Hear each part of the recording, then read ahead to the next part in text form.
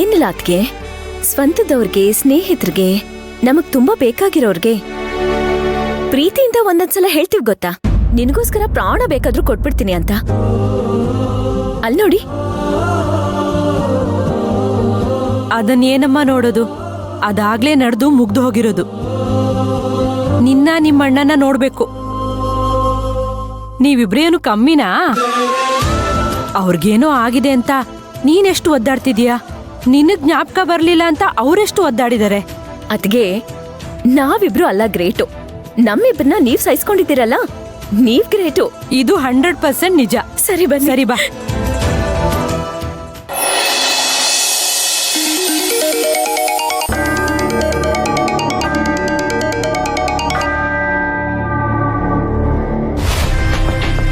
Hello, ಯಾರು? ಗಗನ darling, ನಾನು ರವಿ ಮಾತಾಡ್ತಾ ಇದ್ದೀನಿ. ನಿನ್ ಎಕ್ಸ್ ಲವರ್. ನಿನಗೆ ನೆನ್ಪಿದೆ ತಾನೆ? ನೀನ್ ಯಾಕೆ ಫೋನ್ ಮಾಡ್ದೆ? ಏನಿಲ್ಲ ಚಿನ್ನ, ನನ್ಗೆ ಸ್ವಲ್ಪ ದುಡ್ಡಿನ ಅವಶ್ಯಕತೆ ಇತ್ತು. ನಿನಗ್ ದುಡ್ಡು ಬೇಕಾದ್ರೆ ನನ್ಗೆ ಯಾಕೆ ಫೋನ್ ಮಾಡ್ತೀಯಾ?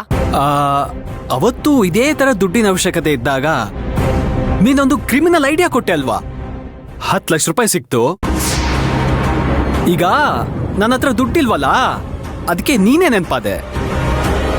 ಏನಿಲ್ಲ, ನನ್ಗೆ ಒಂದ್ 10 ಲಕ್ಷ ಅಡ್ಜಸ್ಟ್ ಮಾಡಕ್ಕಾಗುತ್ತಾ ಚಿನ್ನ? ನಾನ್ ದುಡ್ಡೆಲ್ಲ ಕೊಡಕ್ಕಾಗಲ್ಲ. ಮಾಡ್ಲೇಬೇಕು. ಮಾಡ್ತೀಯಾ? ಇಲ್ಲ ಅಂದ್ರೆ ನಾನೇನು ಮಾಡಲ್ಲಪ್ಪ. ನೇರವಾಗಿ ನಿನ್ ಗಂಡನ ಹತ್ರ ಬರ್ತೀನಿ. ನನ್ನ ಫೋಟೋಗಳಿದೆಯಲ್ಲ, ಅದನ್ನ ಅವ್ರಿಗೆ ಪ್ರೆಸೆಂಟ್ ಮಾಡ್ಬಿಡ್ತೀನಿ. ಆಮೇಲೆ ಏನ್ ನಡೆಯುತ್ತೆ ಅಂತ ನಿನ್ಗೆ ಗೊತ್ತಲ್ವಾ ಚಿನ್ನ?